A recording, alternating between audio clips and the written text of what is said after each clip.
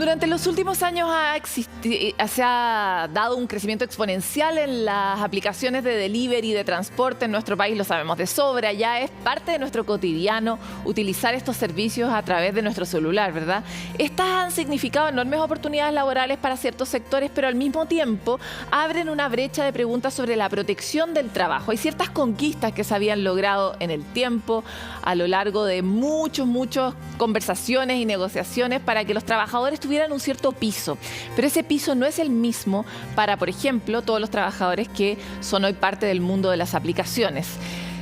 ¿Qué podemos hacer para protegerlos en este escenario? ¿Es un escenario que llegó para quedarse? ¿Cómo se va a transformar el futuro con el advenimiento de esto u otros servicios que todavía no hemos imaginado? Para hablar sobre esto es que justamente hoy día nos contactamos con uno de los expositores de Congreso Futuro 2023, Arturo Arriagada, doctor en Sociología, académico de la Universidad Adolfo Ibáñez, investigador principal del proyecto Fair Work en Chile, que ya entregó los resultados de su primer estudio y que es un estudio liderado por el Oxford Internet Institute. Arturo, muchas gracias por estar con nosotros hoy en Futuro 360. No, gracias a ustedes. Quisiera partir un poco con las 513 preguntas que hice antes de empezar esta conversación, y es: ¿realmente este escenario llegó para quedarse? ¿Y qué han visto ustedes respecto de qué alternativas tenemos los humanos para enfrentar este nuevo escenario? O sea, este nuevo escenario, tú te refieres a las aplicaciones. Se instaló este mercado, hubo una pandemia entre medio que hizo bastante fundamental el servicio que se ofrece a través de estas aplicaciones, que hay que entender que estas aplicaciones lo que hacen es organizar la oferta y la demanda por un servicio concreto. Este puede ser de transporte, puede ser de delivery. También hay otro tipo de servicios que en Chile son bastante emergentes, como el de, por ejemplo, la alimentación de algoritmos a través de humanos, ¿no? Gente que tipea información en algoritmos que se van automatizando cada vez más con la información que se ingresa a sus sistemas. Es decir, esta está siendo una fuente de trabajo para bastantes personas. El INE hace unos meses sacó un estudio experimental donde logró, de alguna manera bastante general, dar cuenta de que cerca de un 3% de la población que trabaja hoy en día presta servicios en este mercado de plataformas digitales. El problema, o si se quiere, en realidad la pregunta de fondo que aparece en torno a este mercado es cómo cambia, de alguna manera, el trabajo o el ejercicio de la actividad laboral para las personas que prestan servicios cuando tienen que interactuar no necesariamente con personas, sino con una máquina que te dice lo que tienes que hacer y que organiza tu comunicación con otras personas. Eso es lo nuevo, ¿no?, en esto. Desde ese punto de vista, Arturo, lo primero es: ¿de qué forma profunda cambia esta misma pregunta que te haces tú? Por favor, contesta. Y por otro lado, ¿no es similar a la enorme cantidad de trabajo informal que existía antes de que existieran las aplicaciones? Me refiero, ¿es realmente un problema nuevo o es el mismo problema que tiene otro empaque? Las dos cosas. Por un lado, es un problema nuevo por el hecho que la organización de la actividad y del trabajo a través de aplicaciones digitales redefine, si se quiere, las relaciones laborales, por ejemplo. Los estudios recientes que se han hecho no solo en Chile, sino que en América Latina, en Estados Unidos, en Europa, dan cuenta de que las personas que realizan actividades que son organizadas por estas aplicaciones digitales tienen altos niveles de estrés, por ejemplo, tienen altos niveles de incertidumbre. Una cosa es que eso se compense con las bajas barreras de entrada que presenta este mercado para poder encontrar trabajo, ¿no?, o para poder ofrecer servicios. Es bastante sencillo poder conectarse a una aplicación y empezar a manejar un auto o hacer un reparto de un pedido de supermercado. El tema es cuánto cambia el desarrollo de esta actividad cuando tú estás más bien solo realizándola, ¿no? Y cuando también no depende necesariamente de ti el que tú puedas desarrollar esta actividad, sino de una serie de factores donde muchas veces las asimetrías de poder se hacen evidentes, ¿no? Por ejemplo, cuando cambia la configuración de un algoritmo en estas aplicaciones, automáticamente se pueden ver afectadas un montón de personas que ya no son visibles para este algoritmo y que no saben los criterios nuevos que empezó a implementar este algoritmo para poder ofrecer sus servicios en estas plataformas. Otro cambio también tiene que ver con, por ejemplo, la poca interacción o la casi nula interacción que hay entre personas y quienes prestan los servicios, los humanos que prestan los servicios, tienen que responder a instrucciones que no necesariamente son consensuadas, por ejemplo, o que son acordadas por ambas partes, sino que son definidas unilateralmente.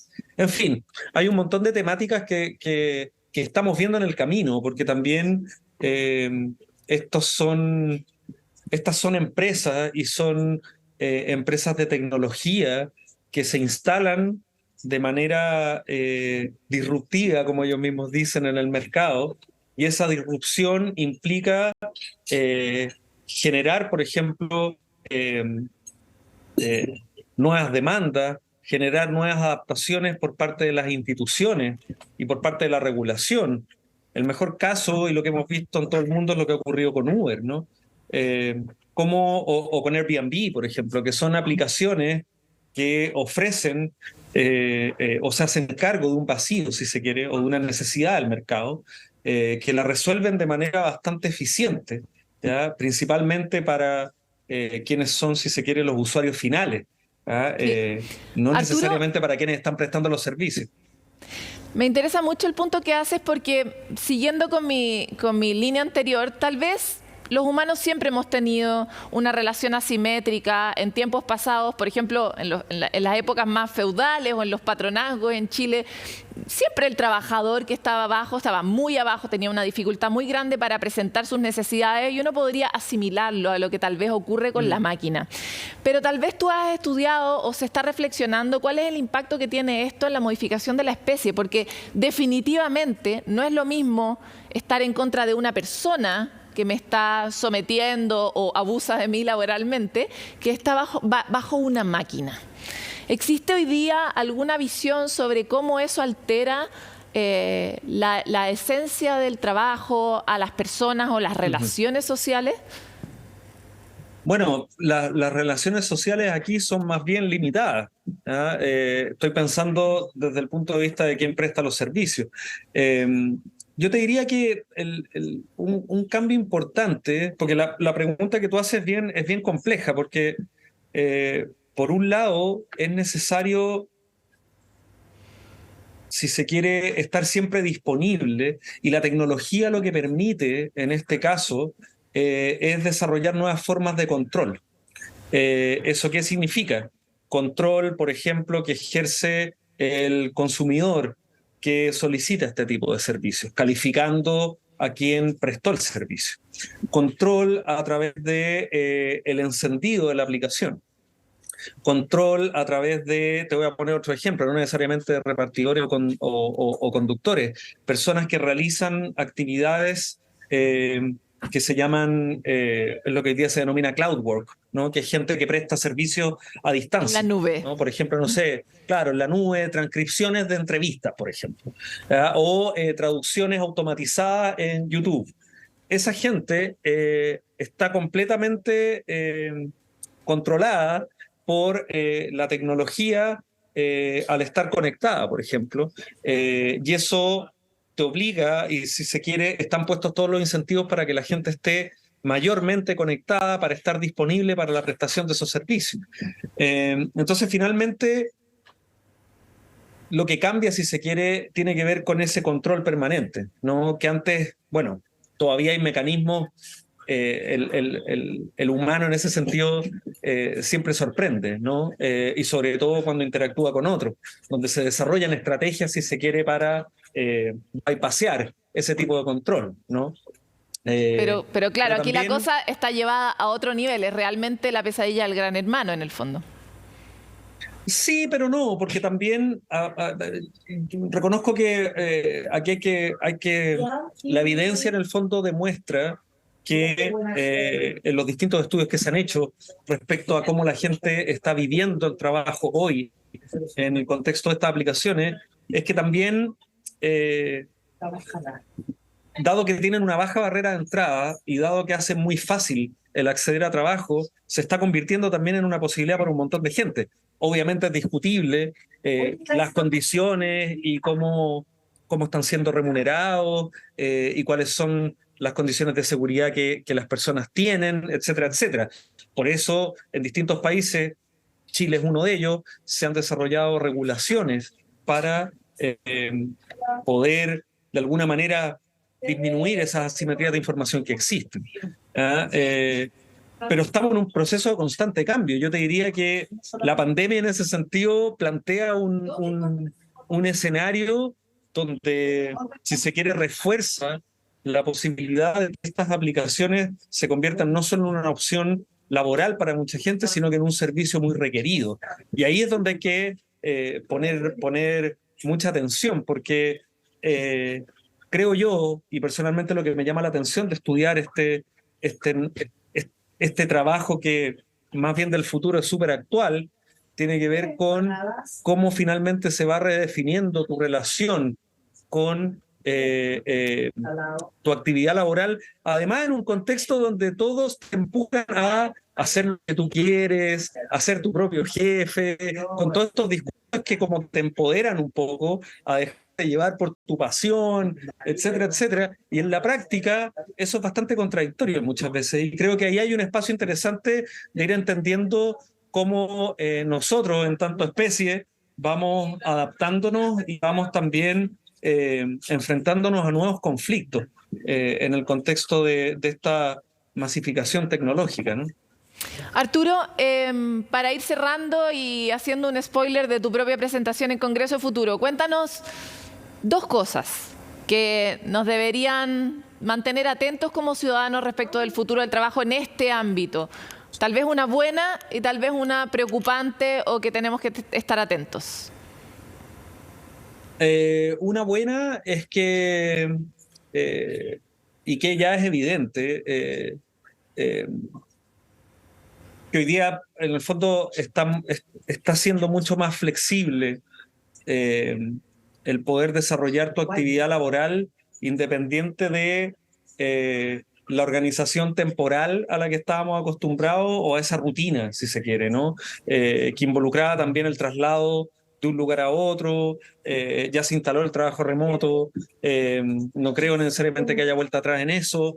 La automatización también facilita un montón de procesos para que se puedan resolver a mayor velocidad. Y lo bueno es que también releva la importancia de la comunicación y de la socialización entre las personas para tomar decisiones, para poder relacionarse con estos procesos automatizados de trabajo. Si se quiere, no tan optimista, tiene que ver con el otro lado de esta moneda, ¿no? Que es, bueno, cómo se mete el trabajo en distintos aspectos de tu vida cotidiana, ¿no? Cuáles son las barreras o cuáles son, si se quiere, las separaciones que uno puede hacer entre el trabajo y la vida familiar, la vida social, cuánto eso afecta a tu mentalidad desde el punto de vista de considerar que permanentemente tienes que estar produciendo algo, generando algún resultado, que siempre estés pensando en el trabajo, proyectando tu vida laboral. Y creo también lo preocupante de esto es que lo que estamos viendo hoy día, por ejemplo, en el mundo del delivery o en el mundo del transporte, puede traspasarse también a otros mercados. Estoy pensando, por ejemplo, en el mundo de la educación, estoy pensando, por ejemplo, en el mundo de los creadores de contenido digital, que ya ocurre bastante, el mundo de los influencers, etcétera, etcétera, y cómo eso va a convivir también con personalidades que son programadas por inteligencia artificial, ¿no? Cómo vamos a interactuar cada vez más con estas creaciones tecnológicas, ¿no? Que nos van moldeando. Totalmente. Arturo, te quiero agradecer por esta entrevista breve en Futuro 360. Vamos a estar atentos de tu presentación en Congreso Futuro 2023 y dejamos invitados a todos a que sigan esta transmisión que va a ser llevada adelante, además, sobre todo a través de nuestros canales de Futuro 360. Así que nos vemos pronto en el Congreso Futuro.